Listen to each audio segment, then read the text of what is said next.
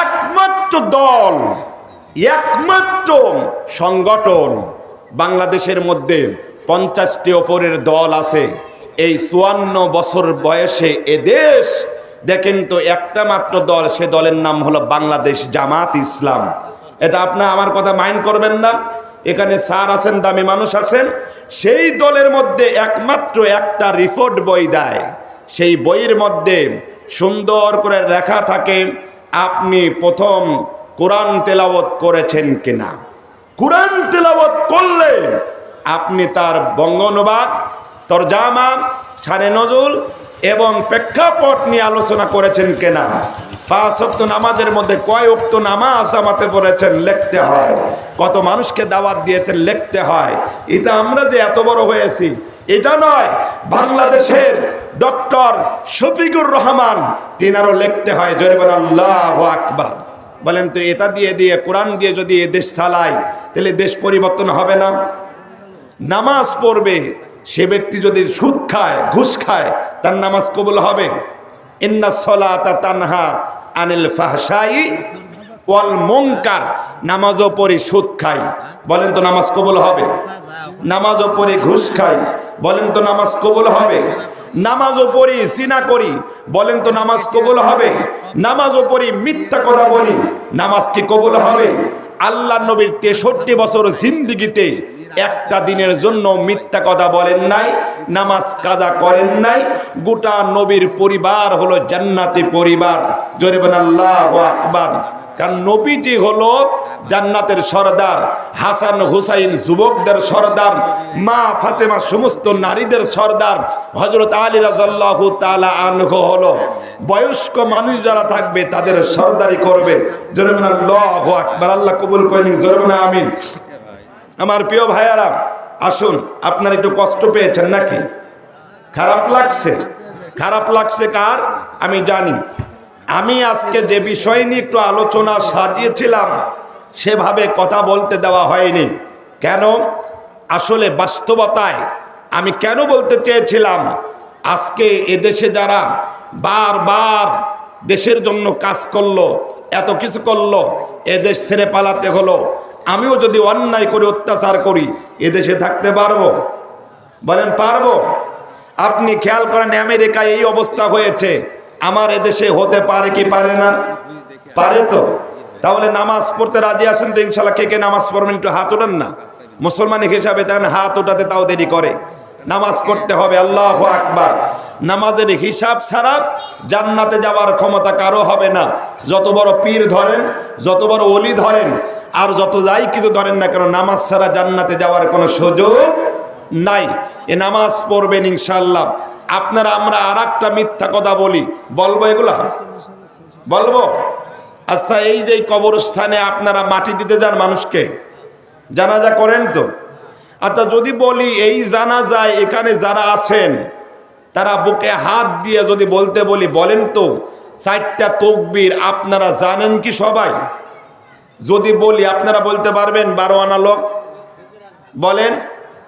তাহলে জীবন জিন্দেগি 70 বছরের মনে হয় ওপরে বয়স, তাহলে এই 70 বছরে একই জিনিস শুনে আসতেছি যে জানাজায় গেলে 4টা দোয়া বলতে হয়। এগুলো শিখি নাই। আসো নিয়তের কথা বলে দিতে হয়। আসো নিয়াতটা শিখায় দেন। আজও মার জন্য মিথ্যা কথা বলি, প্রথম তাকবীর দ্বিতীয় তাকবীর বলি না। এখনো জুতা পাই দিয়ে অনেক জানাজায় দাঁড়ায়, তারপরে দোয়া দরুদ পড়ে না। এইরকম লোক আছে না নাই? একদল আছে জানাজা করে, একদল আছে জানাজা করে চলে আসে, আর একদল কবরস্থানে যায় দোয়া, কবরস্থানে যায় সামান্য কিছু লোক যায় মাটি দেয়, আর বাদ বাকি লোক সবাই চলে আসে। কিন্তু এখানে 2 কিরাত পরিমাণ সওয়াব। কয় কিরাত? 2 কিরাত। যে জানাজা করলো 1 কিরাত, আর যে জানাজা দাপন কাপন সম্পন্ন করলো সে হলো 2 কিরাত সওয়াব পায়। আর একটি করে কিরাত হলো উহুদ পাহাড় সম পরিমাণ। সুবহানাল্লাহ বলেন। উহুদ পাহাড় বোঝেন, সবচেয়ে বড় পাহাড়। কিন্তু আপনার আমরা জানাজাও যেতে চাই না।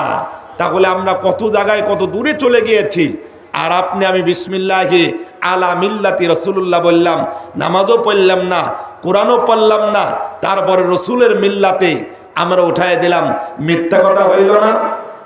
মানুষ যে মারা চাই না এটা বিশ্বাস করতে হবে অল্লাহি, সেটা হলো বিসমিল্লাহি আলা মিল্লাতি রাসূলুল্লাহ পরে বলেন না মিনহা খলাকনাকুম, বলেন তো, বলেন একটু, বলেন না আমার সঙ্গে, মিনহা খলাকনাকুম ওয়া ফিহা ওয়া মিনহা নুখরিজুকুম। আচ্ছা বলেন তো এটার অর্থ জানেন তো নাকি? যেই মাটি থেকে তোমাকে সৃষ্টি করা হয়েছে সেই মাটিতেই তোমাকে রাখা হলো, আবার সেই মাটি থেকেই তোমাকে ওঠানো বিশ্বাস হয়? বিশ্বাস হয়?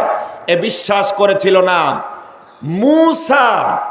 এই মূসার সময়, এই মূসা সে সময় বলেছিল আল্লাহ দুনিয়া, এই দুনিয়া যে ধ্বংস হবে এটা বিশ্বাস করি, কিন্তু একটি মানুষ 100 বছর 500 বছর 1000 বছর পূর্বে মারা গিয়েছে, আর একটি মানুষ মারা গিয়েছে সামান্য 5 দিন, এদেরকে কিভাবে আবার উঠাবেন?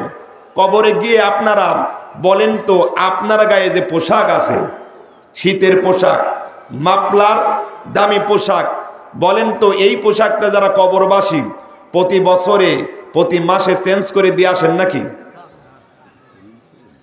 হযরত মুসা বলেন, এটাই বলে শেষ করে দেব আমার প্রিয় ভাইয়েরা।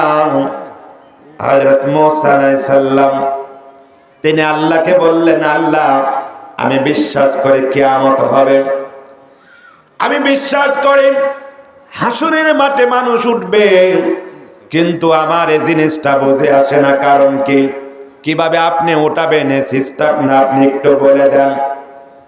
হযরত মুসা আলাইহিস সালাম বলতে দেরি, আল্লাহ রাব্বুল আলামিন গায়েবে আওয়াজ দিয়ে জানায় দিল, মুসা রে তুমি যাও, তাড়াতাড়ি দেরি করো না, তুমি 4টা জায়গায় 6টা তুমি পাখি নিয়ে আসো।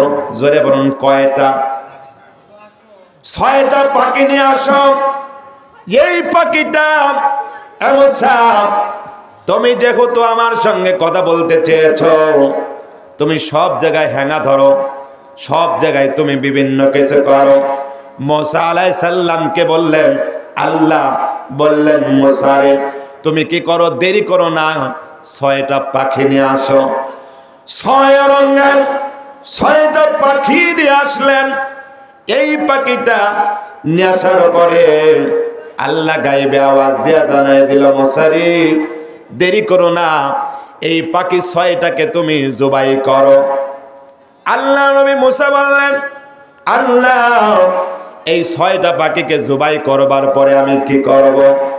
আল্লাহ নবী মুসা ডেকে বললেন, মুসা রে তোমার ইচ্ছা যেমন খুশি তেমন করে এই পাখিগুলোকে ছুলে ফেলো, সমস্ত গোশতগুলো আলাদা করো, হাড় হাড্ডিগুলো আলাদা করো, ওর যতগুলো পশম ছিলেন, বিভিন্ন পাকা ছিলেন, সেগুলো তুমি আলাদা করো।